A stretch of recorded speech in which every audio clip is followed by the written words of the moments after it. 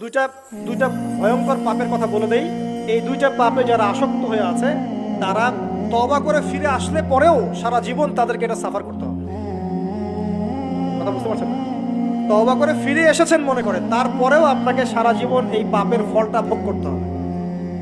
এক, মাদকদ্রব্য দীর্ঘদিন সেবন করেছেন, তওবা করেছেন, ফিরে এসেছেন, আল্লাহ হয়তো মাফ করে দিয়েছেন, আল্লাহ পাক মাফ করে দিয়েছেন, বাট আপনি আপনার দেহের যে ক্ষতিটা করে ফেলেছেন এটা পোষাতে পারবেন না।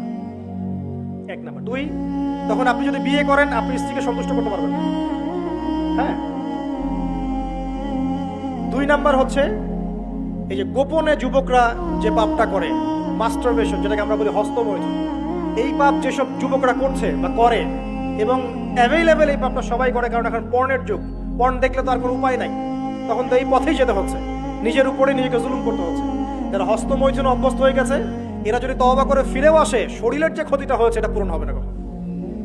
এখানে আপনার দেহের ক্ষতি, আপনার মস্তিষ্কের ক্ষতি, আপনার পরিবারের ক্ষতি, এমন আপনি যদি পরবর্তীতে গিয়ে পরিবার গঠন করতে চান আপনি সুখী পরিবারও গঠন করতে পারবেন না, কারণ ভিতর থেকে আপনি নিজেকে শেষ করে ফেলেছেন।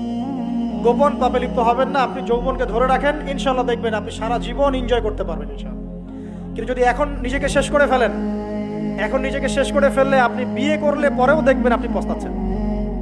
ওই যে কলিকাতা হারবালে যেতে হবে, মডার্ন হারবালে দৌড় দিতে হবে।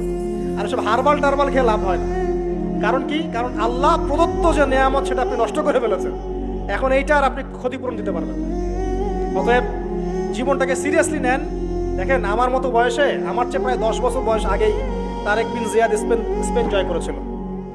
আমার যে বয়স এখন চলছে 30 পার হয়ে গেছে, এর চেয়ে আরো প্রায় 10 বছর আগে মুহাম্মদ বিন কাসিম এই সিন্ধু জয় করেছিল।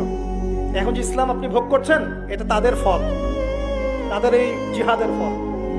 তো এখন আমাদের এই যে 20 বছর 30 বছরের যুব সমাজের দিকে তাকায় দেখেন, একবার তাকায় দেখেন, চেহারাগুলো একটু দেখেন, চেহারা দেখেন, এক একটা চেহারা দেখেন, চেহারায় নূর নাই, নষ্ট হয়ে গেছে, নামাজ নাই, চোখগুলো বসে যাচ্ছে, কারণ সারা রাত জেগে থাকছে। ওই যে টিকটক টিকটক টিকটক সারা রাত, হ্যাঁ সারা রাত ফোনে, সারা রাত গল্প গুজব।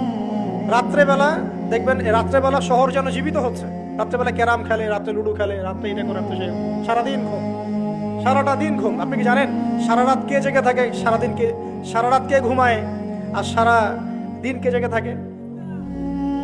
সারা রাত জেগে থাকে কুকুর এবং সারাদিন ঘুমায় কুকুর। আর দেখবেন আপনি বিড়ালকে দেখবেন, ও কিন্তু রাত্রে ঘুম এবং দিনের বেলা সে অ্যাক্টিভ।